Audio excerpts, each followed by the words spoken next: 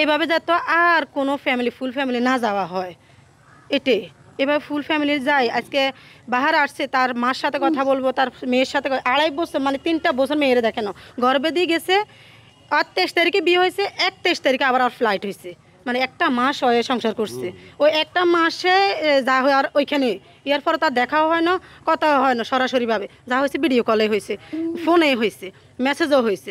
ওই কিন্তু এর বোন কিন্তু আবেগে ছিল ওর বোনের জামের জন্য।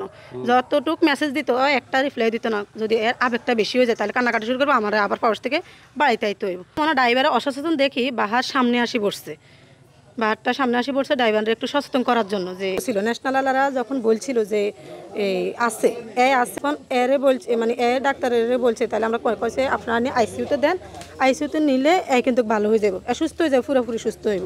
কিন্তু এরা আইসিইউতে ঢুকতে দেন না। যখন 5-2-তে নিছে তখন 5-2 ডাক্তারে দেখেও না, একটু ধরিয়েও দেখে না, শুয়েও দেখে না, বুঝছেন নি। তখন ডাক্তারে এর বোনকে ঢুকতে দেয় না, হাসপাতাল বাইরেই রাখছে, বাইরেতে একটু ঢুকতে দিব। এরা ডাক্তারে বলছে দিচ্ছে, ডাক্তার আপনারা তো মা বোন আছে, আমার বোনটারে একটু দেখেন না। বলছে ওদের কাছে আনার আল্লাহ দোহাই লাগান, একটু দেখেন আমার বোনটারে। কিন্তু ন্যাশনালওয়ালারা বলছিলেন, বুঝছেন, আসছে সুস্থ, কিন্তু ওই দেখার না, অসচেতনের কারণে গাড়িতে একই আনতে গেছে, আমার স্বামীরা আনতে গেছে, বাহারে আনতে গেছে। বাহার হয়েছে ওনার হাজব্যান্ড, বোনের জামাই, এর বোনের জামাই, বোনের মেয়ে, বোনের শাশুড়ি, বোনের নানি শাশুড়ি, বোনের জাল, বোনের 3 জালের মেয়ে, হের মেয়ে সহ 3টা, মোট 7 জন। 7 জনের মধ্যে এর ইটার বোন ছিল একটা, বোন যেছে একটা। আপনার কি হয়? আমার ক্লাসমেট এটা।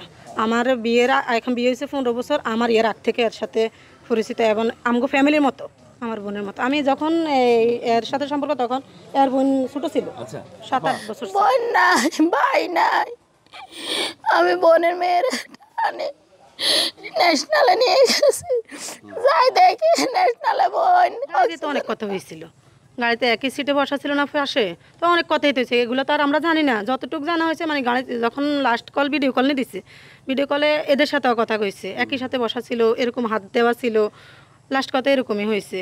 হেয়ার পরে মনে ড্রাইভারের অসচেতন দেখি বাহার সামনে আসি বসছে, বাহারটা সামনে আসি পড়ছে ড্রাইভারের একটু সচেতন করার জন্য। যে ওই ফেনি আসছে আর একটা গাড়ির সাথে বেড়ে দিচ্ছে, তখন ওইখানে মারাত্মকভাবে অ্যাক্সিডেন্ট হইতো। ওই অ্যাক্সিডেন্টটা এখানে না হয় বাড়ির সামনে আসি এক বুঝলে হয়েছে, বুঝছেন। একটা কথা মেসেজের উত্তর দিত না বাহারে, আপা যদি বেশি আবেগ দেখালে তাহলে কবিতা খুব দুর্বল হয়ে যাব।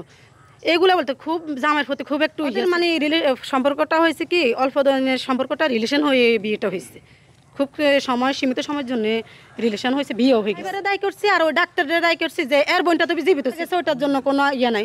যে মারা যায় না, যা জীবিত ছিল ডাক্তার অসচেতন করে 5-2-তে নেওয়া হয়েছে। আর ডাক্তার যদি একটু দেখি এর যদি ডাইরেক্ট দিই, ওরা বলতেছে আপনার আগে সদরে নেন, নাকি পুলিশ কেস করে তারপর হেরা মানে চিকিৎসাটা দিব। ও যদি এইগুলো না বলি, ও যদি নিয়ে সরাসরিভাবে ওরা যদি একটু হাসপাতালে নিত, নিয়ে আইসিইউর ভিতরে ঢুকাইতো, তাহলে নিশ্চয়ই বাঁচত। কারণ ন্যাশনালওয়ালারা বাদ দিয়েছে, এখান থেকে হাইস্ট গেলে 20 মিনিট লাগে 5-2-তে, সনগঞ্জ থেকে 5-2-তে যাইতে 15-20 মিনিট লাগে যদি ইয়েতে যায়, তাহলে নিচে তো ওরা তো নিচে আর ওইখানেও বাঁচেছিল। তখন ওর হাতটা ধরিয়ে তো ওর বইনে মুসরামুসরি করে ইয়ার পর ওইখানে ফান গেছে, হাসপাতালের সামনে এবার জন্য চাইতেছি 5-2-র যে ডাক্তার বড় ডাক্তারদের জন্য চাইতেছি, তো ওদের মানে যে অসচেতনের কারণে আজকে আর বোনটার ফান হারাইছে, না তো অত জীবিত থাকতো।